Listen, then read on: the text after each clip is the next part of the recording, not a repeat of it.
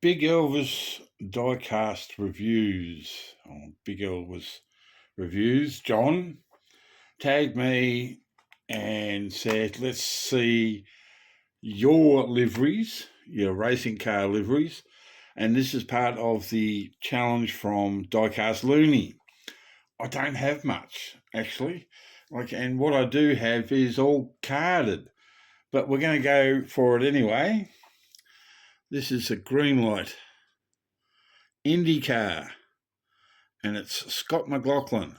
Scott McLaughlin is a New Zealander, half adopted Australian who is now over in IndyCar, proving his worth. And this is the Shell, the Shell car. It's a Dallara Chevrolet sort of vehicle, hybrid cross between the two.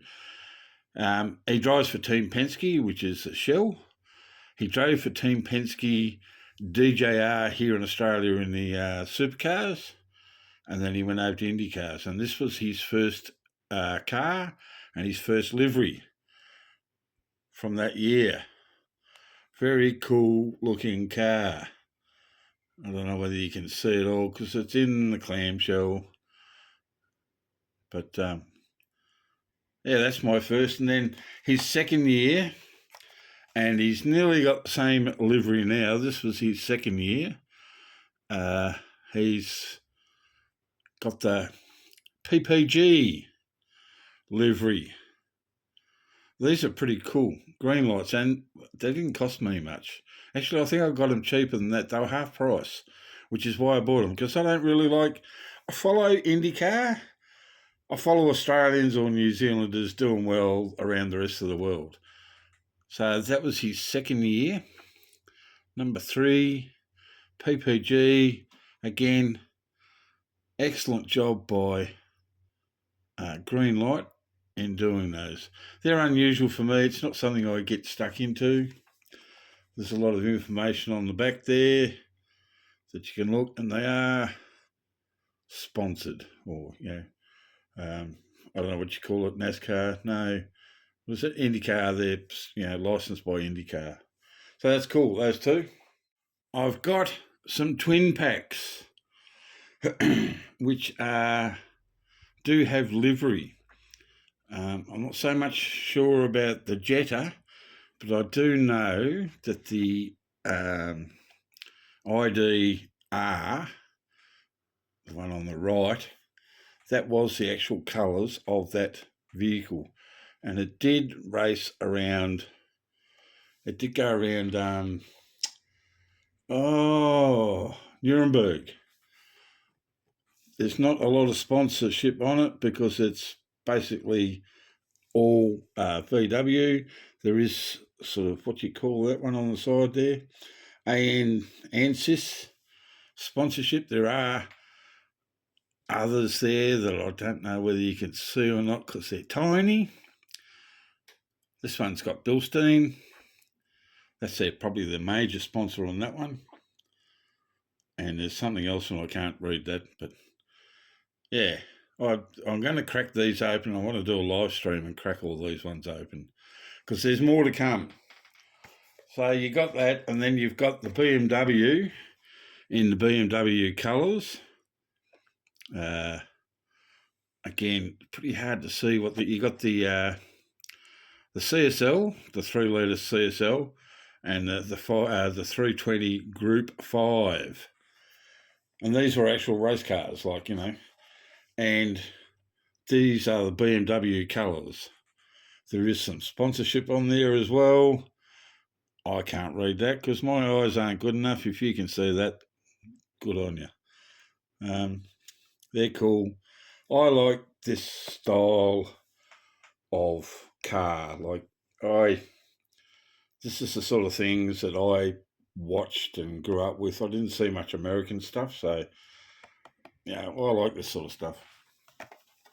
The next one I've got is a Golf. It's the De Tomaso Pantera Group 4, and the second story lorry. You put another one up on top there. Gulf livery. I mean, that's self-explanatory, really. I don't know whether it raced or not. I'm not sure about that whatsoever. I don't know whether they raced the diecast or not, the Pantera. That's a cool looking car, and I like that one. I like that because we got another Golf, which is not the same colour Golf. You can tell the difference there. We got the Lancia Rally and the Fiat Abarth. Both of these did rally. You can look that up. I had a Fiat 125, which was basically the model before this, and the thing ripped. Like, it was for a little 1800, I think it had, or 1600 motor. They got along all right. These have got a ton of sponsorships on them. I can't read them. I've got no idea. But that's cool. I like the Gulf liveries. I've got more Gulf livery, but I'm just having trouble finding them in sort of, that quick. We've got the Rain-X Toyota Yaris. Corolla, that's the Corolla, sorry. And we're going to crack this one because I've got two. And I think it's a great little car. So this is an actual drift car in the American drift scene. Sponsored by Nitto, Rain-X. Oh, I can't read half of that. Toyota, obviously. Cool. I can't remember who drives this, but it's that's a weighty little car too, I tell you. I like this. I like it. It's different. Like, it's not the same as everyone else's drifting. The original one that first came out in these had a V8 in it, but this one has got the 4-cylinder, and it's making nearly 1,000 horsepower. So, like, they always say there's no replacement for displacement. If you can get 1,000 horsepower out of this little 4-cylinder that's in this, and imagine the power to weight ratio. Very cool. Love it. That's a good one, that one. And last but not least, because John's showed so many bloody tarmac works and stuff like that, I'm going to have to show a Kato house. And this is a Kato house in Nissan colours. I don't think it raced. I mean, these were raced, but I don't think it raced. You can see the little mirrors on the front there. Tiny little things, you got to be careful of those. They are rubberised. We do have an opening bonnet with details in there. I don't know whether you can see them that well, but this is like it's the Brie Datsun. And if you know anything about Brie, it's an American style of, it's an American company that does these sorts of cars, and I think they race them. I'm not quite sure. I don't think they race this one, though. Have a look at the wheels on that. They are awesome.